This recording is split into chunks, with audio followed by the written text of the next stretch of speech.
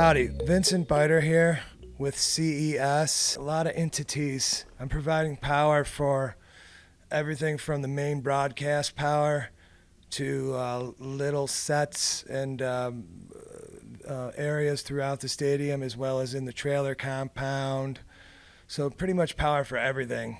Quite a bit of responsibility. Most about what I do is it gets you around the country and so forth. So instead of sitting in an office cube like Office Space, it is challenging with the weather and so forth. Sometimes I've worked swing temperatures from Green Bay doing Fox football there and starting up generators at literally 18 below zero all the way to Miami at 96 degrees with a heat index of 96 humidity as well. So there you go. It can be challenging. Be patient. It takes a lot of adjustment. Takes quite a bit of. It's not a 9-to-5 world that this job requires.